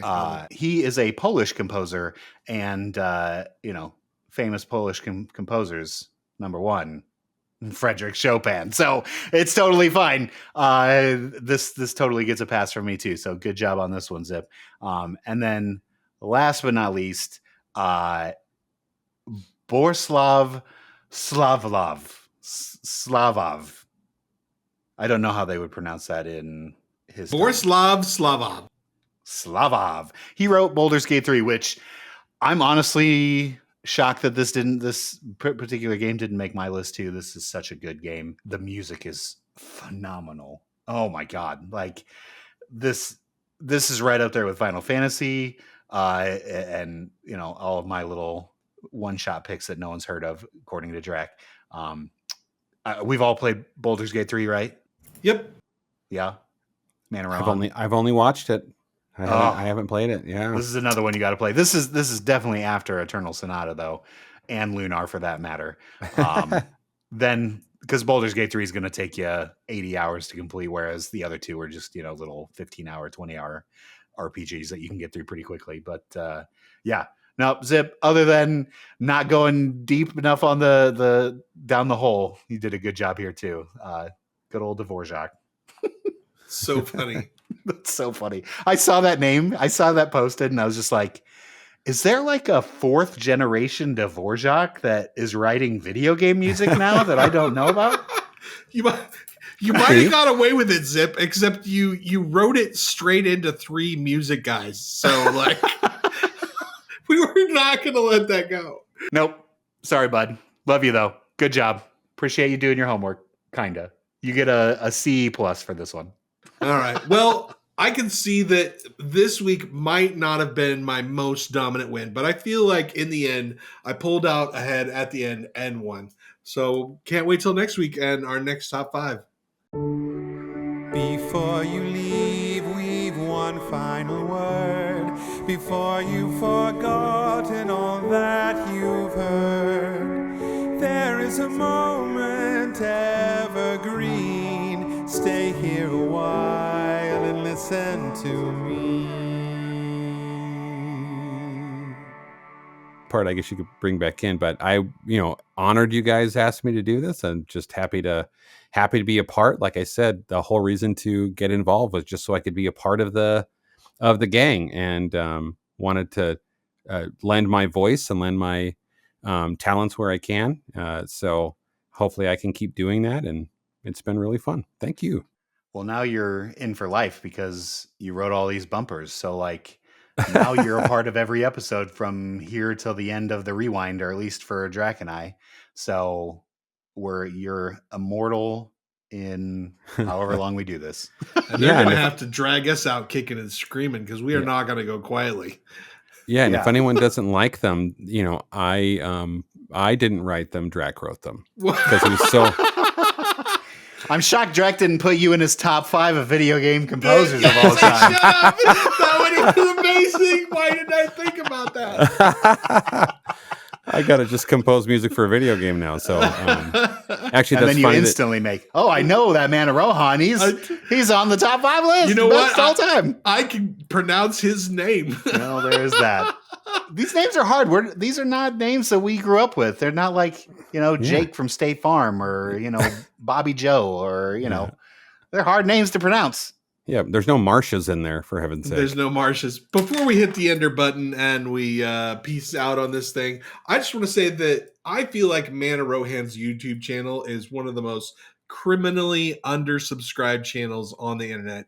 It is pure gold. And I just think it's amazing that he creates songs that week. Dymlos and I come up with ideas and he creates a song out of it. Like it's just nothing. And it's pretty great. And so you need to go subscribe to his channel and just like bug him every day that he needs to create more Pantheon music for the community because it's amazing stuff. So that's what I like to say. I'm going to use this platform to light a fire under your ass. And let's get that Darkmare anthem put to bed. Oh, yeah. Yikes. Yeah, I did start that one. So yep. That's sitting on the shelf. I know it's in the hopper. So this is me calling you out on air saying, yikes. Get that shit done, Man of Rohan.